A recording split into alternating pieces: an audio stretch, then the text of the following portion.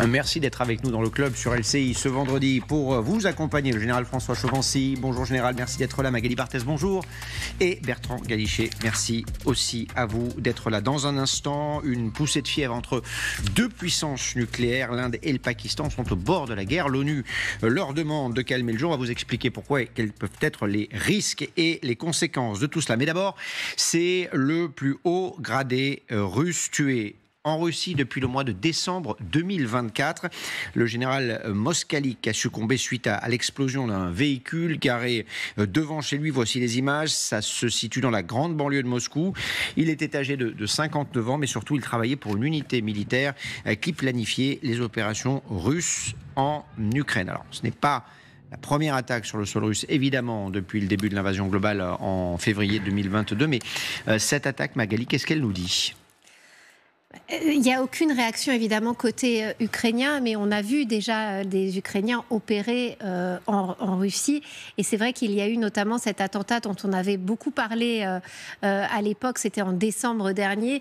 Là aussi, c'était un général russe qui, en sortant de chez lui, avait été tué dans l'explosion d'une trottinette qui avait été piégée au moment de son passage. Et lui était en charge davantage des armes chimiques. Donc on voit cette capacité quand même des Ukrainiens, même si encore une fois à l'heure actuelle il n'y a aucune revendication de la part des Ukrainiens, mais il y a cette capacité d'action sur le sol russe. Il faut bien voir qu'aujourd'hui, en plus, ça n'arrive pas à n'importe quel moment, puisque ça arrive au moment où l'émissaire américain Witkoff arrive à Moscou. Imaginons que ce soit une action ukrainienne, je le dis imaginons parce qu'encore une fois... On ne sait pas pour l'instant, et les Russes n'ont pas encore réagi d'ailleurs. Mais ce serait évidemment un signal qui irait contre la poursuite des négociations telles que les envisagent les Américains. Cette arrivée de Witkoff au moment où cette bombe explose, évidemment ça peut être interprété comme un message allant, pas dans le sens de la négociation, mais plutôt dans la poursuite de cette pression et de la guerre. Alors évidemment, tout le monde pense aux Ukrainiens. On ne sait pas aujourd'hui s'ils sont responsables de ce qui s'est passé. Qui a les capacités aujourd'hui en Russie de mener ce type d'opération ? À part les Ukrainiens, on ne voit pas très bien, parce qu'en réalité, l'opposition russe, comme vous le savez, n'existe plus, ou en tout cas, elle est soit en prison, soit en exil. Et pour ce qui est d'agents étrangers autres que des Ukrainiens qui auraient intérêt et qui auraient la capacité à intervenir dans des conditions pareilles. Donc effectivement, même si, encore une fois, pour l'instant, il n'y a ni revendication ni preuve d'une implication ukrainienne, c'est bien naturellement vers Kiev que se tournent tous les regards. Et si c'est le cas, c'est un message, en effet, qui dit « Nous ne sommes pas vaincus, nous avons la possibilité encore de frapper au cœur de la capitale russe, au cœur du système militaire russe, et il faut compter avec nous, nous ne sommes pas des perdants ». Ça, c'est, je crois, un message très important, ça serait un message très important si c'était avéré, parce que dans ce moment crucial, où, comme on le disait tout à l'heure, la Russie obtient presque tout et l'Ukraine quasiment rien, c'est naturellement un signal très fort qui est envoyé, qui serait envoyé, je mets encore un conditionnel, par les Ukrainiens à Poutine. Je vais encore continuer à tirer le fil. On est sur des hypothèses, évidemment. C'est une opération relativement bien calibrée lorsque l'on regarde le mode opératoire, lorsque l'on regarde la cible, lorsque l'on regarde évidemment, comme vous l'avez rappelé, le temps dans lequel est menée cette opération, au moment de la visite de l'émissaire de Donald Trump à Moscou. Est-ce qu'on peut imaginer, encore une fois, on ne parle que d'hypothèse, cette opération n'a pas été revendiquée, ni les Ukrainiens, ni les Russes n'ont réagi officiellement, en tout cas à ce qui s'est passé tout à l'heure. Est-ce qu'on peut imaginer que le pouvoir russe se cache derrière pour dire, voilà, ce que les Ukrainiens font, ils sont aussi responsables que nous de la situation, on ne peut pas leur faire confiance, etc., etc. Ce ne serait pas, général, vous le savez mieux que moi, la première fois que Vladimir Poutine ou ses sbires organisent des opérations sur le sol russe. Bon, déjà, voyons quand même ce qui s'est passé. C'est quand même une attaque qui se fait sur une autre autorité qui théoriquement est protégée. Donc théoriquement, on ne sait pas où elle habite, on ne sait pas quand elle se déplace. Donc ça veut dire quand même qu'il y a un service derrière de renseignement qui a été capable, si c'est un service de renseignement, d'amasser les informations capables de mener cet acte terroriste, parce qu'on n'est pas en temps de guerre. Rappelons notre opération spéciale en Ukraine. Donc finalement, ça va être qualifié d'acte terroriste. Maintenant, est-ce que ça pas à un autre sujet ? Est-ce que c'est forcément les Ukrainiens ? Moi, je dirais que je n'ai aucune idée sur la question. Ça fait quand même on a peu de retours d'informations depuis des mois. sur des actions des services secrets ukrainiens en Russie. Ça fait plusieurs mois qu'on n'entend rien. Il n'y a pas d'attentat mené, il n'y a pas de destruction de sites sensibles. Alors même si les Russes peuvent camoufler une partie de l'information, mais quand les Ukrainiens font quelque chose, ils communiquent sur la question. Et ça fait des mois. Avec les réseaux sociaux, ça devient de plus en plus difficile. On voit que les images qu'on obtient, nous, on les obtient via, évidemment, les dizaines, les centaines, les milliers. Donc, on n'en a pas. Donc, de Russes qui se servent des réseaux sociaux. C'est une autre cause qu'une cause ukrainienne. En plus, je ne sais pas si une grande communication a été faite sur la visite de l'émissaire américain ce jour-là. Bon, voilà, tout ça s'est mis ensemble. Bon, moi, j'ai une autre réflexion. Je dis simplement qu'aujourd'hui, on découvre finalement la vulnérabilité des uns ou des autres et que quel que soit le pays, on doit se poser la question de la protection de ceux qui dirigent, qu'ils soient militaires ou civils. Car l'attentat est devenu, je dirais, une facilité. Au temps de guerre, les militaires ont été formés à se dire, bon, au temps de guerre, il y a l'ennemi, il y a nous. On se tue normalement, oserais-je dire. Aujourd'hui, on voit que les actes que je qualifierais de terrorisme, en soi, peuvent être pratiqués pour effectivement décapiter, je dirais, un commandement adverse ou n'importe quoi. Et ça rentre maintenant dans un jeu qu'on a peut-être un peu oublié, qu'en temps de guerre, je ne dirais pas que tous les coups sont permis, mais pas loin, et que ce genre d'action doit être prise en considération justement dans le cadre de la durée d'une guerre où il faut protéger ceux qui planifient les opérations. Alors, une petite précision, certaines des images qu'on est en train de vous montrer, eh bien, nous parviennent des enquêteurs qui ont diffusé des images de vidéosurveillance de ce qui s'est passé. Donc voilà, il y a du réseau social, il y a aussi des images de vidéosurveillance diffusées par les enquêteurs. Magali. Il faut bien voir que, notamment en décembre dernier, lorsqu'il y a eu cet attentat contre le général Kirillov avec cette trottinette piégée, très rapidement, justement parce qu'il y a eu un choc énorme dans la société russe de voir la vulnérabilité de ces généraux qui, à la sortie de chez eux, pouvaient se faire tuer dans des attentats, il y a eu une réaction extrêmement rapide des services d'enquête qui, immédiatement, normalement, nous expliquent qu'ils ont trouvé les coupables. Généralement, la piste va directement en Ukraine. Tout est extrêmement bien présenté et emballé pour expliquer que ce sont des terroristes ukrainiens. Donc on va voir là si la rapidité de l'enquête est la même que lors des épisodes précédents, parce qu'il y avait quand même une volonté, justement parce que ces images elles sont diffusées, on ne peut plus les empêcher de toute manière, il y a quand même à ce moment-là une volonté de rassurer aussi la population et puis de rassurer les généraux et de dire on vous protège, on est là pour prendre des mesures. C'était en décembre dernier la dernière attaque du genre. Ça fait quand même pas si longtemps, donc ça montre quand même que si ce sont bien les Ukrainiens, des capacités d'action sur le sol russe qui n'ont pas diminué malgré les mesures qui ont dû être prises du côté du pouvoir russe pour protéger les généraux, parce qu'on a bien compris qu'ils sont devenus en effet, comme vous le disiez, une cible dans cette guerre. Bertrand Galichet, les militaires russes ne sont plus en sécurité chez eux, parce que c'est aussi ça le message. C'est ce qu'on retient de ce qui s'est passé tout à l'heure. Alors encore avec ce conditionnel, si c'est une action des Ukrainiens, ce serait effectivement l'un des messages envoyés avec celui que j'évoquais tout à l'heure, c'est-à-dire l'Ukraine serait susceptible, aurait la capacité de taper au cœur du pouvoir et au cœur du système militaire. Sur l'absence de revendication, parce qu'il y a eu d'autres explosions à Moscou, je suis un peu plus prudent, c'est-à-dire que Kiev n'a pas toujours revendiqué ce qui s'est passé. Il y a eu, rappelez-vous quand même, un certain nombre d'explosions, d'attentats qui sont restés un peu dans le flou et sur lesquels les Ukrainiens sont restés soit discrets, soit évasifs, n'ont jamais vraiment démenti, mais n'ont pas revendiqué clairement ce qui avait pu se passer. Donc là-dessus, ça peut être aussi une façon de créer un climat d'incertitude, de déstabilisation, au fond, comme le font les Russes de l'autre côté, bien entendu. Alors, climat de tension relatif, mais de tension quand même en Russie après cette attaque qui vise, ou qui a visé un général qui travaillait à coordonner les opérations russes en Ukraine. Climat de tension également hors des frontières russes, à l'ouest du pays pour être plus précis. Écoutez ce qu'a dit le secrétaire général de l'OTAN, Mark Rutte. Est-ce que vous pensez que le président russe veut la paix ? Je ne sais pas. J'ai travaillé avec lui pendant 4 ans, entre 2010 et 2014, quand j'étais Premier ministre des Pays-Bas, et j'ai arrêté d'essayer de deviner ce qu'il pense. Nous sommes tous d'accord au sein de l'OTAN pour dire que la Russie constitue une menace à long terme pour le territoire de l'OTAN, pour l'ensemble du territoire euro-atlantique. Bon, on voit la prudence légendaire de Mark Rutte, qui fait très attention évidemment à chaque mot qu'il emploie, et c'est bien normal. Je vous ai vu sourire, Magali, parce que le Poutine 2010-2014, ce n'est certainement pas le Poutine 2025. Et on a un Mark Rutte qui est aux États-Unis cette semaine pour essayer justement de convaincre les Américains que la Russie est bien une menace. Parce qu'en fait, on voit, comme vous le disiez tout à l'heure, que en fait, ces négociations changent complètement la donne, que tout à coup, la Russie est vue par les États-Unis comme un partenaire économique potentiel. Donc, Mark Rutte multiplie les rencontres cette semaine à Washington pour dire non, ça n'a pas changé, la Russie est une menace pour la sécurité de l'OTAN, ce que pensent évidemment tous les pays qui sont sur le flanc oriental de l'OTAN et qui se sentent extrêmement menacés.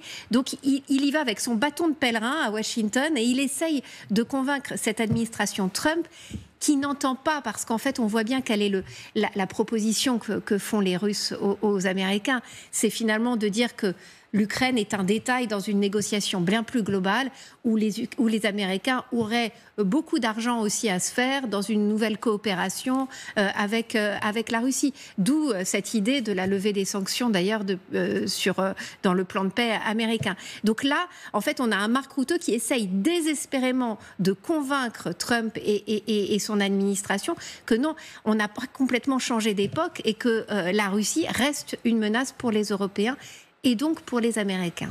Une menace pour l'OTAN, pour les pays baltes, pour les Européens. Alors, les Ukrainiens le disent depuis des années maintenant. Certains pays européens, c'est le cas de la Pologne, mais aussi des pays baltes, le disent aussi. L'Europe commence à le comprendre. Et je vais me faire l'avocat du diable. Les Russes ont du mal à progresser aujourd'hui en Ukraine, dans le Donbass. Ils détiennent 17% du territoire ukrainien, Crimée comprise, après 3 ans de guerre acharnée. En quoi ces mêmes Russes pourraient-ils être une menace pour le reste de l'Europe quand on voit qu'ils n'arrivent même pas à avancer militairement sur le terrain ? Alors, sur le point de vue militaire, je ne crois pas à la menace russe dans les années à venir. Vu les pertes qu'ils ont subies, le matériel qu'ils ont subi, les échecs tactiques qu'ils ont eus sur le terrain, je ne vois pas... Et en 3 ans, on apprend à faire la guerre, on n'a pas vu que ça avait beaucoup évolué, à part la technologie, je ne vois pas comment ils seraient en mesure de menacer un pays de l'OTAN demain, d'une manière militaire. Maintenant, il y a d'autres méthodes. Il y a la méthode économique, on l'a bien vu avec le gaz pendant un moment donné, et le gaz russo, je dirais allemand. On voit quand même les actions de subversion et d'actions d'ingérence, donc gagner la guerre de l'intérieur sans avoir besoin de faire la guerre militairement, ça c'est d'une vraie possibilité. Mais militairement parlant, je ne vois pas. En fait, notre problème à nous, c'est qu'on doit maintenir, on doit être capable d'être dissuasif contre toute menace d'agression militaire. Et ça, on a besoin de temps. On a besoin en gros de 3 ans, 3 à 5 ans, c'est ce les experts disent un peu cela, pour remettre une économie militaire de guerre au bon niveau, d'avoir des armées capables de se battre, de tirer les enseignements de la guerre en Ukraine et d'être capable de travailler ensemble pour être dissuasif. Pour l'instant, nous ne sommes pas dissuasifs contre une menace militaire. Donc la Russie devient une menace. Mais elle n'est pas capable de nous agresser réellement aujourd'hui. En revanche, nous devons dire à nos opinions publiques, aux électeurs, aux contribuables, parce que ça, l'opinion publique c'est facile, on va plutôt parler aux contribuables, qu'il va falloir payer. Parce que si on veut partir en vacances tranquille au mois d'août sans avoir une menace à nos frontières un peu plus loin, il va falloir payer une assurance. Et cette assurance sera des forces militaires crédibles et bien équipées, capables de faire la guerre, si elles étaient agressées, à un État comme la Russie demain, si jamais il reprenait une certaine puissance. Donc on doit être dissuasif, c'est la construction de cette dissuasion face à l'Est qui devient nécessaire. On évoquait tout à l'heure ensemble l'assurance du président américain Donald Trump sur les avancées en cours dans le processus de paix. Il s'est exprimé avant de prendre l'avion, vous le savez. Il se rend à Rome, le président américain, pour les obsèques du pape. Il devrait arriver sur place en Italie et au Vatican ce soir aux alentours de 22-23 heures. Il a donc pris la parole quelques secondes avant d'embarquer. Et vous allez le voir, cette assurance, elle est quelque peu fissurée. Écoutez. Je pense que la Russie et l'Ukraine progressent, on espère, mais c'est très fragile. Et tout se déroule bien. On verra ce qui va se passer. On travaille sur plein de choses en même temps. Tout ça, c'est à cause de Biden. Ça n'aurait jamais dû arriver. C'est à cause de Biden. Il aurait dû réparer tout ça, mais il en a été incapable. Voilà, Joe Biden qui va pouvoir peut-être s'entretenir avec Donald Trump, parce que lui aussi sera présent à Rome pour les obsèques du pape. On imagine évidemment que les deux hommes ont beaucoup de choses à se dire. Bertrand Galichet, on voit que Donald Trump, un jour, ça va se faire, dans les heures, dans les jours qui viennent. Là, ce qu'on retient de ces mots, évidemment, c'est très fragile. c'est très fragile et il déclare cela au moment même où son envoyé spécial, son émissaire, est dans un bureau au Kremlin avec Vladimir Poutine. Quelle est la réalité? Qu'est-ce qu'on peut conclure de ces négociations en cours? Alors, sur la déclaration immédiate de Donald Trump, pas grand-chose, parce qu'il n'y a rien de nouveau sous le soleil, finalement. C'est un peu toujours le même narratif, c'est-à-dire ça avance. Si ça se passe bien, tant mieux. Sinon, c'est pas grave. Nous, on se retire. Et puis, les Ukrainiens se débrouilleront avec les Européens. Vous voyez qu'il en profite pour glisser une nouvelle pique à Biden. Et ça, il s'en prive pas à chaque fois. Hier, c'était Obama. Aujourd'hui, c'est Biden. Voilà, il en a la possibilité contre un démocrate quel qu'il soit, et surtout ses prédécesseurs les plus récents. Mais en tout cas, sur le contenu, en tout cas, des entretiens du jour, je crois qu'il ne faut pas trop en attendre non plus, parce que, encore une fois, ce sont des discussions russo-américaines et que le troisième partenaire, qui devrait être l'un des deux partenaires centraux, l'Ukraine, n'est pas dans le jeu. Je voudrais juste revenir d'un mot sur ce que vous disiez, Général, à propos de la réalité ou de l'absence de la menace russe immédiatement pour les pays de l'OTAN. J'espère bien que vous avez raison, je le souhaite naturellement.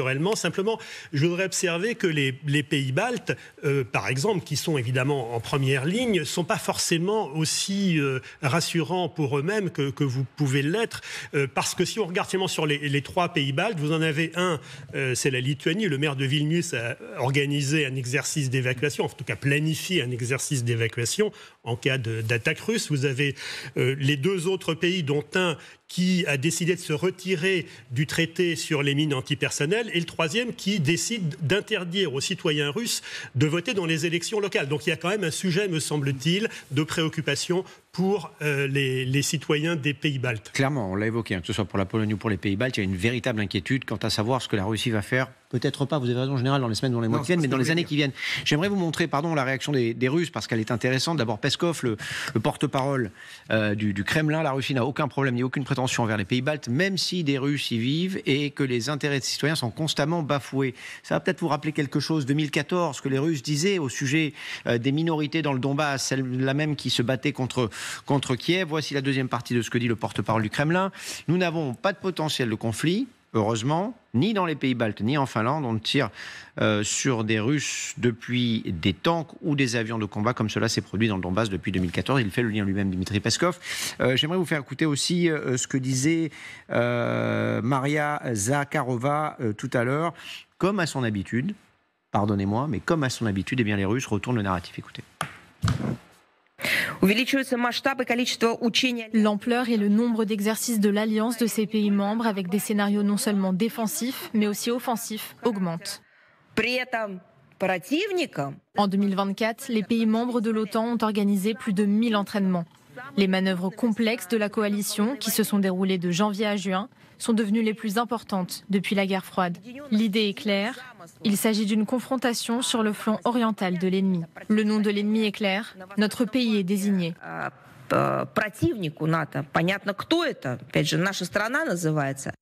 Voilà, ça c'est le narratif russe depuis le début de l'invasion globale. Le danger, c'est pas nous, c'est les autres. Et notamment l'Europe, l'Ouest de manière générale, l'OTAN en particulier, c'est eux qui représentent un danger pour la Russie. Donc je vais pouvoir répondre. Donc, non, quand j'ai évoqué tout à l'heure, je n'ai pas parlé de la faune, j'ai parlé des pays de l'OTAN, puisqu'on était sur la question de l'OTAN. Les États baltes sont des pays de l'OTAN protégés par l'alliance de l'OTAN. Donc toute agression contre un État balte entraînerait normalement la réaction des autres États, sachant que quand même il y a une brigade allemande qui s'installe de 4000 hommes dans l'un des États baltes, que nous avons des bataillons multinationaux, notamment français, mais pas uniquement, en présence permanente, qu'on assure la protection aérienne à tour de rôle au niveau de l'OTAN de ces trois États baltes. Donc nous y sommes. Et on parle bien d'une agression contre une alliance collective. Donc je ne vois pas comment les Russes pourraient oser faire cela à la date d'aujourd'hui. Voilà. Deuxième point, pour revenir à ce qui vient d'être dit, effectivement, changement de narratif. Le problème, c'est que d'abord, les exercices dans l'OTAN, de grande ampleur, se préparent 2 ans à l'avance. Donc déjà, sinon plus. Donc on a une progression normale et il est normal que les forces armées s'entraînent. Alors après, effectivement, le narratif l'habille en disant oui, il y a des manœuvres offensives. Mais c'est vrai qu'à une époque, je me souviens que même dans les exercices qu'on faisait, il ne fallait surtout pas nommer un État, surtout pas nommer une couleur. On n'avait plus d'ennemis rouges, on avait des ennemis violets, verts ou je ne sais pas quoi. Voilà. Aujourd'hui, on assume quand même cette protection collective. Et pour assumer cette protection collective, on s'entraîne normalement avec des exercices peut-être un peu plus fréquents qu'avant, dans une manière défensive ou offensive. c'est un message qu'on porte effectivement à la Russie. Voilà, on parle de menaces et pas d'ennemis, évidemment. À noter quand même, Magali, que les Russes ne sont pas complètement inactifs en termes d'exercice. Non, il y a un exercice qui inquiète particulièrement les États baltes, c'est les exercices Zapad qui auront lieu mi-septembre. Ce sont des exercices qui vont mobiliser 130 000 hommes, armée russe, armée biélorusse. Ils font ça tous les 4 ans. Et il y a 4 ans, justement, on était avant le début de l'invasion et on avait vu ce déploiement de troupes russes et biélorusses aux frontières de l'Ukraine. Et la Russie n'avait cessé de dire c'est un exercice traditionnel, c'est notre exercice Zapad, ça veut dire ouest, donc là aussi l'ennemi est clairement identifié. Oui. Et c'est certainement la raison, notamment en Lituanie, de ce plan d'évacuation qui se prépare. Il y a une véritable crainte. Merci à tous les trois, vous restez avec nous parce qu'on a encore beaucoup de choses à se dire, notamment sur des fissures chez les Ukrainiens et chez certains des alliés de l'Ukraine face au rouleau compresseur Trump-Poutine. À tout de suite.